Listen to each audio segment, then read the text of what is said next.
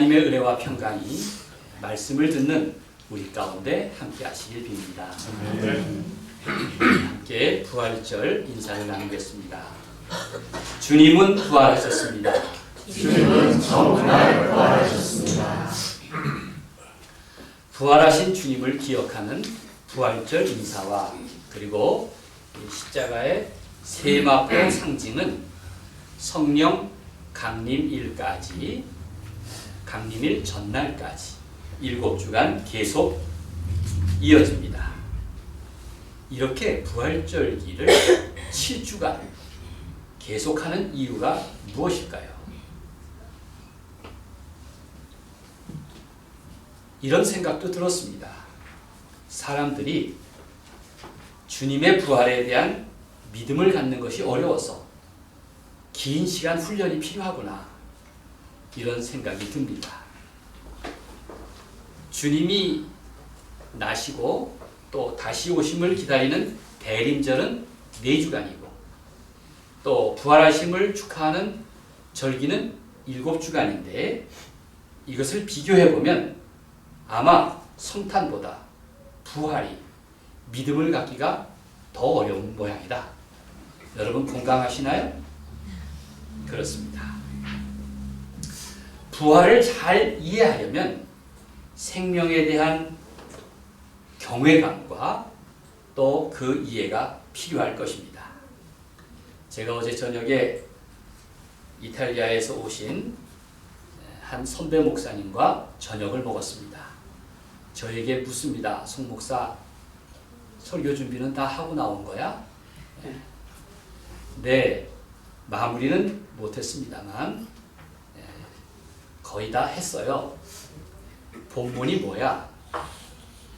목회자들이 만나면 그런 질문들을 서로 나눕니다. 이번 주 설교 본문이 뭐야? 요한계시록 1장 4절부터 8절이죠. 부활절기에 요한계시록이라니 성서 일과에 나오는 대로 했습니다. 여러분, 우리 교회 다음 주 예배 안내 보면 성서 일과가 있습니다. 이 성서 일과에 따라서 이 본문 가운데 다음 주 본문을 정해서 설교합니다. 이 4가지 본문은 서로 연결되어 있는 본문입니다. 색동교회는 색동교회 혼자 담임 목사의 의지에 따라서 설교하는 줄 알지만 실은 전 세계 신구 교회가 공통된 성서 일과가 있습니다. 일종의 전 세계적으로 통하는 매뉴얼이죠. 괜찮은 교회들은 그 본문에 따라서 설교를 준비하고, 그렇지 않으면 그저 자유롭게 준비하기도 합니다.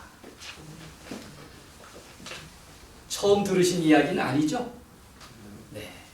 그래서 이탈리아 로마에서 오신 목사님이 저한테 계속 묻습니다. 부활주간에 요한계시록으로 설교를 하도록 한 의미는 무엇일까? 저도 그 질문에 대해서 곰곰이 생각해 보았습니다. 부활을 잘 이해하려면 죽음 넘어 영원한 시간에 대한 이해가 필요하겠구나 하는 생각입니다. 예전에 국립중앙박물관에서 히타이트 유물 전시회를 본 일이 있습니다. 아주 고대인들에 대한 유물이죠. 그것을 보면 그들은 죽음을 끝으로 생각하지 않았습니다. 죽음이 끝이다. 그 유물은 죽음 이후의 세상을 준비하고 있었습니다. 죽음 이후의 세상도 있다. 전시회 마지막 문구에 이런 내용도 있었습니다. 절대로 죽지 않을 것처럼 이 세상을 위해 살고 내일 죽을 것처럼 저 세상을 위해 살아라. 명심하십시오. 절대로 죽지 않을 것처럼 이 세상을 위해 살아라. 그리고 내일 죽을 것처럼 저 세상을 위해 살아라. 공감이 되지 않습니까?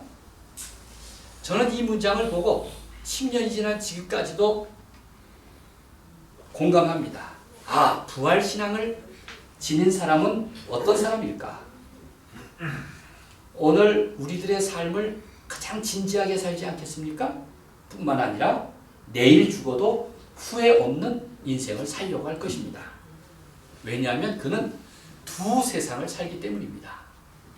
두 세상을 살아가는 것, 그것이 우리에게 얼마나 중요한 신앙입니까? 계시록은 사도 요한의 증언을 담고 있습니다. 그는 마지막 때를 위해 부름받았습니다. 그리스도교 박해 시기에 주님의 음성을 듣고 이를 기록한 요한의 증언을 요약하면 이렇습니다. 요한계시록 1장 2절에서 요한은 하나님의 말씀과 예수 그리스도의 증거, 곧 자기가 본 것을 다 증언하였느니라.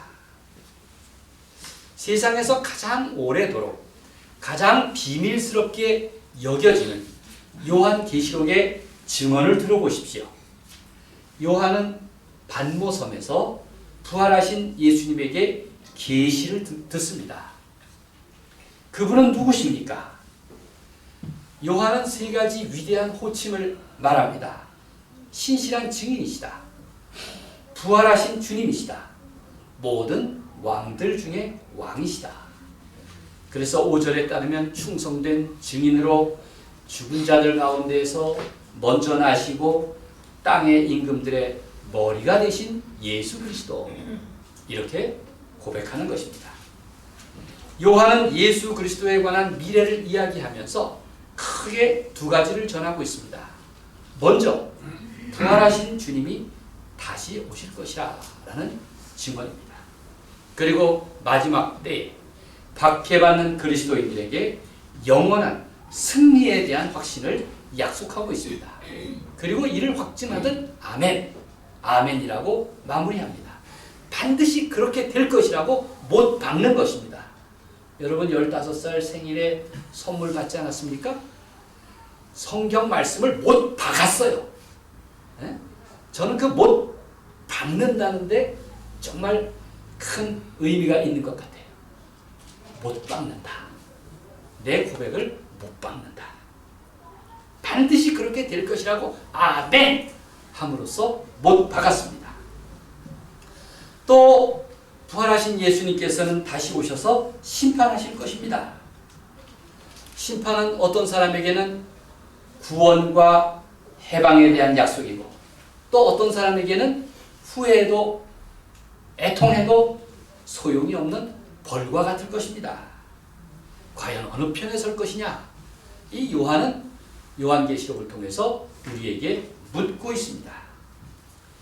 요한은 이러한 다가올 미래에 대한 계시의 말씀을 당시 7교회, 그 7교회는 온 세상 모든 교회를 의미합니다.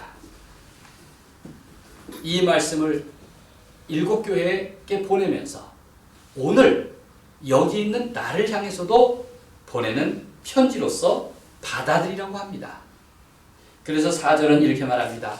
요한은 아시아에 있는 7교회에 편지하노니.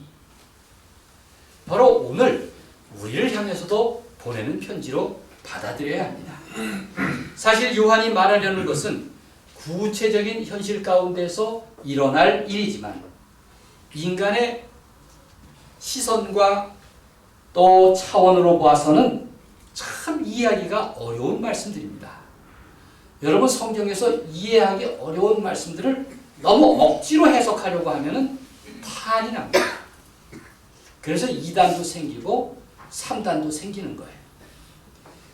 우리가 이해할 수 없는 것은 우리 시야가 너무 좁기 때문에, 우리가 다른 차원의 삶을 살기 때문에 그렇습니다.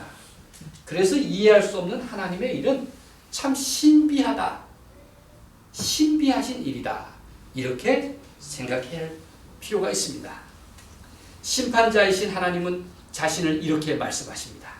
어떤 차원인지 함께 읽겠습니다. 8절 말씀 함께 읽겠습니다. 주 하나님이 이르시되, 시작. 주 하나님이 이르시되 나는 알파와 오메가, 이제도 있고 전에도 있었고 장차 올 자요 전능한 자라 하시더라.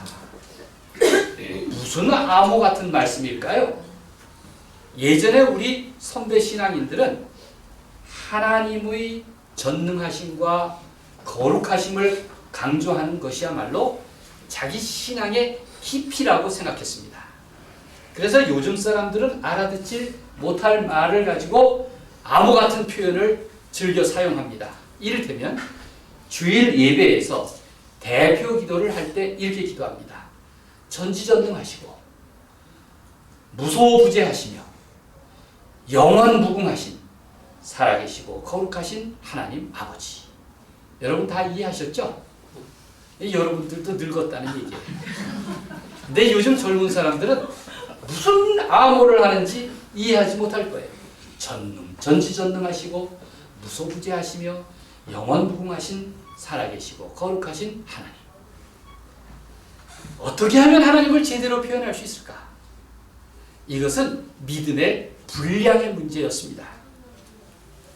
오늘 요한이 사용한 알파와 오메가는 아주 유명한 관용구입니다.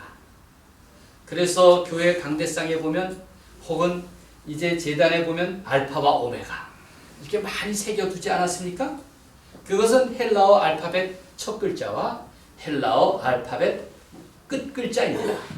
처음과 나중, 시작과 끝을 의미합니다. 일찍이 모세는 자기에게 나타난 불꽃으로 임하신 하나님에 대하여 질문합니다. 누구십니까? 내 동포들이 우리 하나님을 가리켜서 누구냐고 묻거든 뭐라고 대답하겠습니까? 그때 하나님이 자신을 설명한 유일한 말이 있는데 나는 스스로 있는 자다. 이렇게 말씀하셨어요. 출애굽기 3장 14절 말씀입니다. 알파와 오메가나 스스로 있는 자나 두 가지 표현 모두 모든 것의 원인과 결과 사이를 뜻하는 표현인 것입니다. 지난 수요일 기도회 때 마침 본문이 사울이 시리아 다메섹으로 가는 중에 예수님을 만나서 회심하는 장면이었습니다. 시리아, 그러니까 요즘도 뉴스에 화제가 됩니다만 성경에서는 굉장히 중요한 무대입니다. 시리아. 그래서 시리아에 성지순례하는 하기를 원하는 사람들도 많아요. 만약 성지순례가 열리면 이스라엘이나 에집트, 요르단뿐만 아니라 시리아도 꼭 갔으면 좋겠다는 생각이 들었습니다. 왜냐하면 신약 성경의 많은 부분이 헬라어와 함께 아람어, 곧 시리아어로 쓰였고요. 예수님의 일상적인 언어는 아람어, 곧 시리아 말이었습니다. 그런데 지난 부활주일 아침 뉴스에서 와, 우리나라와 시리아 간 사이에 수교를 맺었다. 그 소식이 얼마나 반갑게 들렸는지 모릅니다. 시리아는 교회사에서도 굉장히 중요한 나라입니다. 시리아의 교회를 시리아 동양 정교회라고 부릅니다. 이 시리아 동양 정교회 전도자들이 주후 7세기경에 당나라 태종 때 중국에 그리스도교 복음을 전했습니다. 그것이 당태종부터 당고종에 이르기까지 200년 이상 계속 진행되었습니다. 그것을 경교, 네스토리우스 교라고 부릅니다. 그것이 증거물로 남았는데 무려 800년이 지난 1623년에 땅속에 묻혀있던 대징경교 유행 중국비라는 검은 비석이 발견된 것입니다. 지금 중국 시안에 그게 잘 보존되어 있습니다. 마치 광개토항비 같이 웅장합니다. 그들은 그리스도교 신앙 고백을 대징경교 유행 중국비라는 비석에 2033글자의 한자로 새겨놓았습니다. 얼마나 궁금합니까? 그들은 어떻게 그리스도교 신앙을 고백했을까? 어떻게 중국어인 한자로 표현했을까? 그 시작은 바로 전지전능하고 무소부재하시고 그리고 영원무궁하신 그 하나님을 묘사하고 있습니다. 그리고 맨 마지막 끝에는 한자어가 아니라 시리아 말로 선교사 이름 28명을 새겼습니다. 그 비석에서 표현한 하나님은 이렇습니다. 선선이 무언이요 후후이 묘유라. 가장 단순하게 표현하면 그렇습니다. 무슨 뜻이냐면 태초 이전부터 시작도 없이 계시며 영원히 현존하시는 기묘하신 분이라는 뜻입니다. 이를 영어로 before the first, 처음보다도 이전에 계시고 after the last, 마지막보다도 후에 계신 분이다. 정말 암호 같은데, 그런데 놀랍게도 하나님을 어떻게 이렇게 잘 표현할 수 있었을까? 이렇게 잘 고백할 수 있었을까? 이게 요한이 말하는 알파와 오메가의 뜻 아닙니까? A부터 Z까지 전체를 의미합니다. 하나님은 모든 것을 아시고 하실 수 있으니 전지전능하고 또 내 마음과 온 세상에 안 계신 곳이 없으니 무소부재하며 처음 창조와 나중 창조 사이의 시작과 끝을 주관하시니 영원 무궁하신 분이다. 우리 선배들이 기도했던 전지전능하시고 무소부재하시며 영원 무궁하신 하나님, 한마디로 영원하고 전능하신 하나님, 우리가 이제는 공감할 수 있지 않겠습니까? 요한은 말합니다. 인간의 모든 계획은 이렇게 알파와 오메가이신 하나님의 섭리 가운데 있다는 것입니다. 하나님은 만물을 감싸 안으시고 만물을 당신의 목표로 이끌어 가시는 하나님이시다. 그래서 초대교회에서는 이렇게 고백하는 것입니다. 히브리서 13장 7절에서 따라하십시오. 예수 그리스도는 어제나 오늘이나 영원토록 동일하시니라. 이것을 조금 더 어렵게 말하면 시간은 영원에 속한다는 의미입니다. 시간은 영원에 속한다. 그리고 역사는 예수 그리스도께 속한다 라고 고백합니다. 예수 그리스도는 역사를 이끌고 역사를 만드십니다. 우리가 주전, 주로 역사를 구분하지 않습니까? 기원전, 기원후. 이거는 BC와 AD인데 BC는 Before Christ, 주님이 오시기 전이고 AD는 아노 도미니, 그리스도 이후를 의미합니다. 아, 역사를 구분하시는 Before와 AD에서 태어나신 분. 그래서 역사를 뭐라고 부릅니까? 히스토리, 그분의 이야기다. His story, 그의 이야기라는 의미입니다. 그리고 우리 그리스도인들은 어제나 오늘이나 영원토록 한결같으신 예수님을 나의 주님으로 고백하는 것입니다. 현대인들은 정말 이것을 이해하기 어려워합니다. 도대체 영원한 것이 있는가? 요즘처럼 빠른 변화 속에 살아가는 가운데 영원이란 무엇일까? 광대 무변한 공간과 시간을 우리의 경험과 시야와 차원으로는 도무지 이해할 수가 없습니다.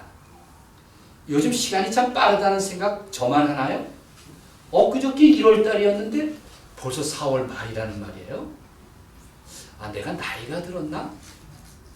우리 저보다 좀 젊으신 분들도 그렇게 생각이 들죠? 다들 그렇게 얘기하는 것 같아요. 아, 지구의 회전 속도가 좀 빨라진 것 같아요. 현기증을 느낄 정도입니다. 요즘 우리 사회의 변화를 보십시오. 변화의 주기가 너무 빨라 미처 따라가지 못할 정도입니다. 지식과 정보의 변화는 더 빠릅니다. 모든 것이 빨리 변하는 바람에 어제의 진리가 오늘의 거짓으로 바뀌고 지금 유용한 이론이 내일 어떻게 바뀔지 모릅니다. 일상생활을 하려면 얼마나 더 많은 도구 사용법을 배워야 하는지 앞으로 점점 걱정이 됩니다. 이제까지 자리 잡고 있던 질서, 조화, 가치체계 등은 설 자리를 잃을 것입니다. 불변의 진리, 절대적 가치를 인정하지 않는 주관적이고 상대적이고 개별적인 생각들 때문에 점점 신앙을 갖기가 어려워졌습니다. 변하지 말아야 할 것까지 변한다는 데 문제가 있습니다. 이런 세태 가운데 불변의 진리를 주장하는 것은 참 버거워집니다. 시간과 영혼이라는 것은 사실 요즘 사람들의 관심이 아닙니다. 오랫동안 철학자들의 논쟁거리였습니다. 시간은 인간의 존재 문제와 직결되기 때문에 아주 중요한 문제요 사상입니다. 사실 우리 모든 사람들은 시간을 그 한계를 알고 있습니다. 그래서 시간의 한계를 넘어설 수 없기 때문에 우리가 조바심을 갖고 있습니다. 성경은 말합니다. 시간이 세상을 주관하는 것이 아니라는 것입니다. 세상을 주관하는 것은 시간이 아니라 영원이라는 것입니다. 영원은 시간의 반대의 개념이 아니라 시간 위에 있는 상위의 개념입니다. 초대교회 교부인 우리 톨레르게로 친근한 어거스틴은 이렇게 결론을 내렸습니다. 시간에는 세 가지 때가 있습니다. 과거의 현재가 있고 현재의 현재가 있고 미래의 현재가 있습니다. 그것은 오로지 영원 안에 존재합니다. 이렇게 말했습니다.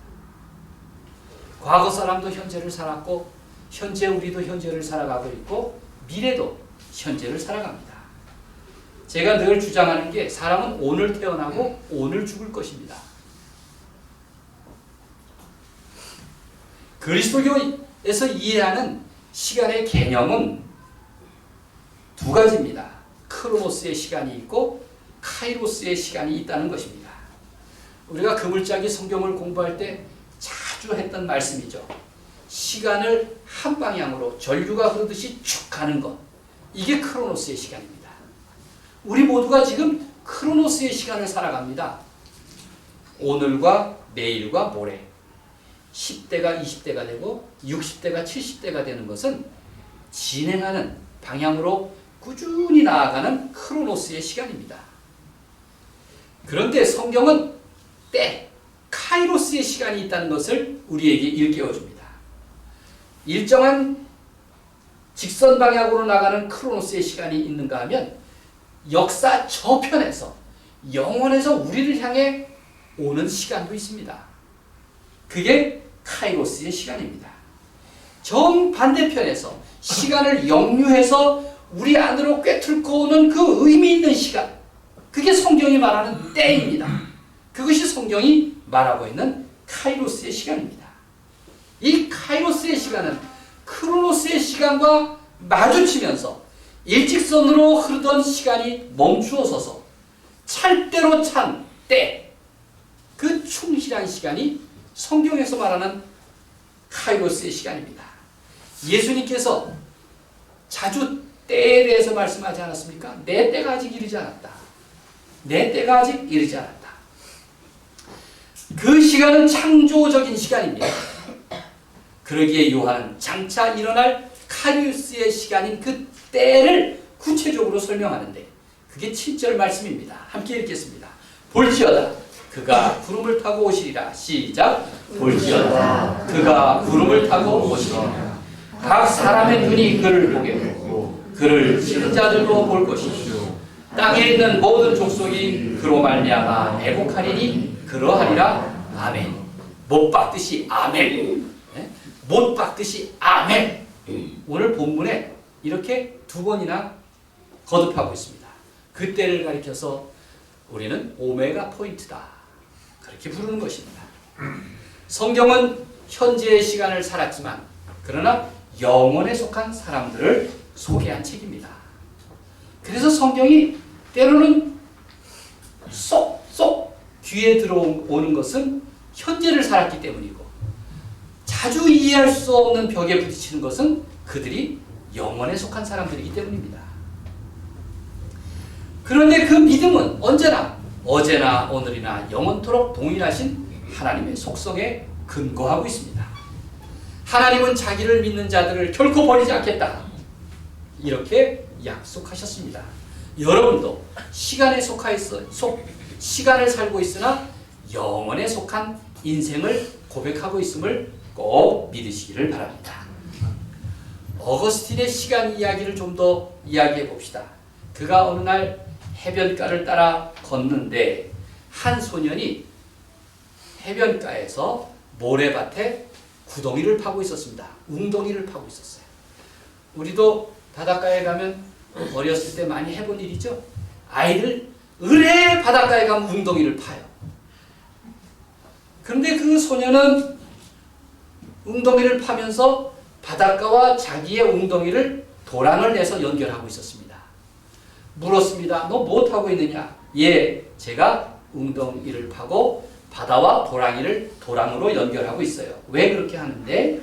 나는 내 도랑을 통해서 저 바닷물이 내 웅덩이에 가득 찰 뿐만 아니라 다 바닷물을 끌어들여서 바다를 비우려고 합니다. 이렇게 얘기를 했답니다. 야, 라틴 교부 중에 그 위대하다는 어거스틴이 놀라면서 계속 묵상을 합니다.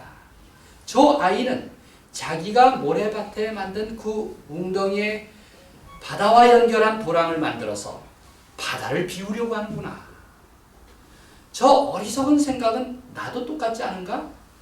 우리도 하나님의 그 무한하심, 알파와 오메가이신 그 하나님의 신비를 내 마음의 작은 한계에 가두어 두려고 자기가 해석하고 평가하려고 들지 않는가? 그는 그렇게 말했습니다.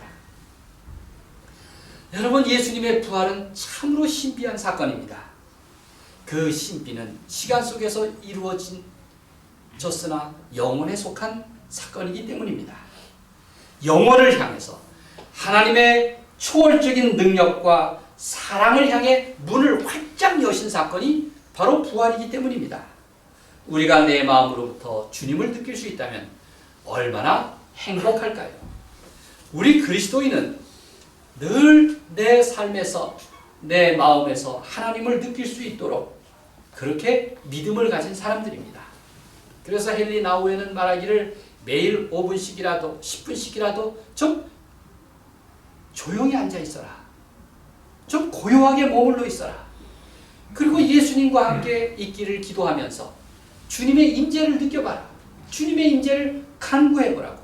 정말 중요한 것은 순간순간 주님과 교제하는 것이라고 그렇게 말하고 있습니다. 여러분, 세상에 아무리 위대한 일을 성취했다고 해도 하나님과 교제가 끊겼다면 참 그의 인생이 얼마나 허망한가. 우린 그렇게 생각하지 않습니까? 정말 중요한 것은 매 순간 주님과 교제하는 일입니다. 성경은 말합니다. 예수 그리스도는 알파와 오메가이시다. 내 기쁨의 알파와 오메가요. 내 고난의 알파와 오메가요. 내 희망의 알파와 오메가가 되신다고 말씀하고 있습니다. 심지어는 내 삶과 내 죽음의 알파와 오메가가 되십니다. 그러니 내가 부활신앙을 꼭 간직하는 이유입니다. 시편의 한 구절을 소개함으로써 말씀을 마치려고 합니다. 그 시편 102편 11절과 12절의 그 기도는 정말 유한한 시간 속에서 살아가는 우리 모든 인간들의 기도이기도 합니다. 내 날이 기울어지는 그림자 같고 내가 풀에 시들어짐 같으니이다. 여호와여, 주는 영원히 계시고 주에 대한 기억은 대대에 이르리이다. 이렇게 말씀하고 있습니다. 인간에게 가장 큰 행복은 시간과 영혼의 주관자이신 하나님과 함께하는 일입니다. 주께서 나와 함께 하심이라. 임마누엘. 그러기에 우리는 인간의 생각이나 사고를 뛰어넘으신 곳에 계시는 하나님에 대하여 더 묵상하고 힘써 배우기를 노력해야 합니다. 바라기는 알파와 오메가이신 하나님이 내 삶을 인도하시기를, 그리고 우리의 시간과 영혼의 은총을 베푸시기를 우리 주님의 이름으로 간절히 축원드립니다. 기도하겠습니다.